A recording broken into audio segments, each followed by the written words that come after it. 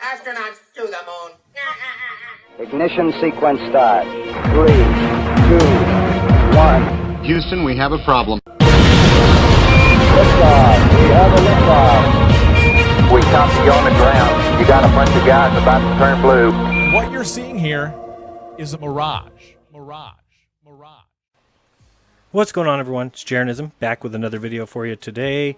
First, let me again thank Wolfie, because as far as I can tell, he has easily completed the challenge and shown that star trails work on a globe Earth. So after seeing his video this morning, I inspected my globe and found that it is really bad. It is on a wobble, and as it spins, it actually kind of adjusts or slides down. So I was able to add some string and stabilize the spin.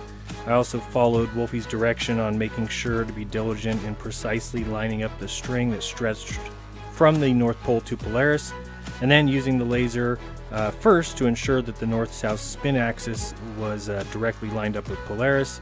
Well, when that was all done, I spun the globe with the laser aimed at Polaris, and I got very close to the laser not moving. Not exactly, but again, I couldn't get it perfect because, as I said, my globe is trash. So I'll be destroying that here in a little bit. So Wolfie had said that I was wrong or incorrect in calling his mount an equatorial mount, and while I own insinuating it was such, I did make a point of saying that I did not know. I said I had saw him use an equatorial mount to track the sun a few weeks back, and that this one was different, saying it had a different control setting and it was probably an alt-azimuth mount, which it ended up being. So again, thank you, Wolfie. You win, or whatever you want to say. You did ask why I watch your videos and why I care about you, and well, it's because you do good work. So you explained this well and helped me see why my experiment was flawed. You also didn't say I was stupid or that I was a moron, so your viewers took care of that just fine. So I appreciate you helping me out, and as I stated in both videos, I actually thought I was wrong. While I have my own reasons for thinking that we do not live on a globe, this was actually not one of them. As I said, a YouTuber came to me with this proof, and I told him that he was wrong. He kept pushing it, and I said, nope, you're wrong, and he told me to model it, and I would see what he was saying. So when I modeled it on my shitastic wobble globe, I could not get it to work. And so my eyes got as big as saucers, thinking that, hey, there might actually be an observation that can't be modeled on the globe. So I got a little excited, issued the challenge, and Wolfie has shown that there are indeed star trails on globe Earth. And he proved this with his desire to show the truth and do diligent tests. So again, I appreciate that. Thank you, Wolfie. And Wolfie, if you want to come on my channel and do a chat or a hangout, or if you just want to make a video showing your experiment, or if you're happy with the one you just did and you want me to post that, I'm not really sure exactly what you would like. So go ahead and email me and I can post whatever you want to do. And as I said, I'm looking for the truth, and you've shown through your experiment that my experiment was severely flawed, as well as my thoughts on why I couldn't model it. So I've never claimed to be perfect or even 100% right or anything like that. All I can say is that I'm 100% honest. So, you know, number one, I honestly tried to model it and couldn't. Number two, I honestly thought I had set it up right, and honestly thought that if I couldn't model it, then perhaps it couldn't be modeled. And I honestly made a mistake when referring to your mount as an equatorial mount. So it's another day for me, and I still laugh at all those who think I'm out deceiving people on purpose or lying. I'm honestly researching the world we live in and trying to find the truth. So this may be some feather in the hat for globers, and it may sway some minds, but I want to point out that from my perspective, it's not the case. The experiment or proof was brought to me 2 weeks ago, and I blame that person absolutely zero. As I've said before, if I ever run with someone else's proof or experiment or fact without checking it first, it's my fault.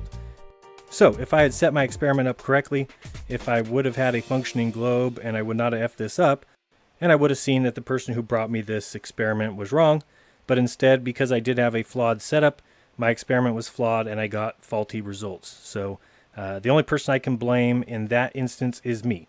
I got kind of rah-rah over it because I thought it might be that elusive experimental proof that the globe was false, and I was wrong, but it doesn't change my current belief as to where I live.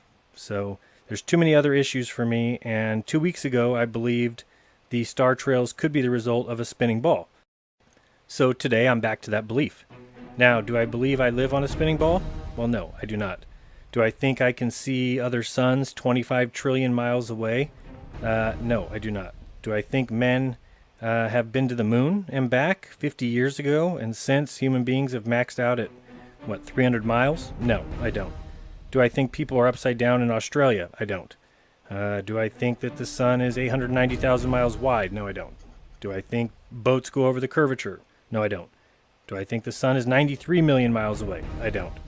Do I think the Earth is in an orbit of the sun and that the sun is 3 million miles closer to me during my winter?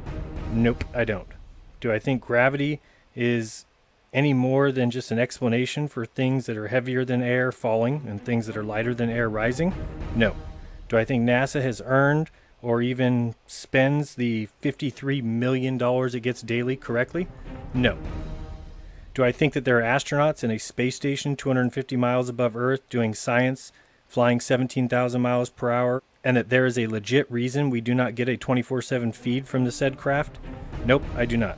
Do I think that anyone on this Earth should give a damn or spend a penny on Mars rovers, Juno crafts, Cassini, Saturn orbits, while we have homelessness, hunger, and war on our own planet? No, I don't.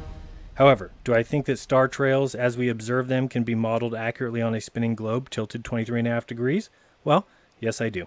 Does that make me believe that I live there on that spinning globe? Not at all. But I think this experiment, at least, can only help us get closer to the truth. So again, thank you, Wolfie. I'll be deleting my challenge videos and await your email to tell me exactly how you want me to post your video proof or whatever you win for correctly modeling what I thought couldn't be modeled. So, like I said, email me, ball's in your court. So, everyone, be kind, don't lie, and don't use faulty globes for your experiments. And to all you dads out there, happy Father's Day. Enjoy yourselves, enjoy your family and your friends, because at the end of the day, where we live is not as important as how we live, and that's also something that we can all change. So, thanks again, Wolfie, and anyone else who modeled this. I do appreciate the help. I don't want to believe things that are false any more than anyone else. So my belief that there are no star trails on globe Earth was false, and I could have held on to that belief, but by trying to model it myself, not being able to, and then challenging others to do so, I was able to correct my faulty thinking. And for those who called me a moron or an idiot, or that I'm a deceiver, or that I'm trying to make sure no one sees Wolfie's video, well, looks like in the end, you're the ones who ended up being wrong. So check out Globebusters Sundays, 12 noon, and we will see you there. Till next time, guys, this has been Jeranism. Peace!